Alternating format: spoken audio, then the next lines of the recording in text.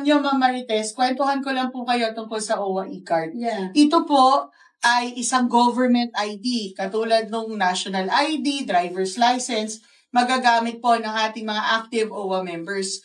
Pangalawa po, ito po mismo nasa eGov app. So pag nakalimutan nyo to, pwedeng ipakita yung nasa eGov app. Pangatlo, pag nag-a-avail ng mga OWA programs, ito na lang ay ipapakita ninyo, hindi nyo na kailangan passport or ito na lang pong OWA e-card. At pang-apat, may bonus pa. Oh, hindi lang government IT. Over 100 discounts po yan from all over the world. Iba't ibang mga establishments, airline companies, restaurants, clinics, butika, remittance centers, mga balikbayan boxes, hotels, at marami pa pong iba. Para po sa inyong lahat yan.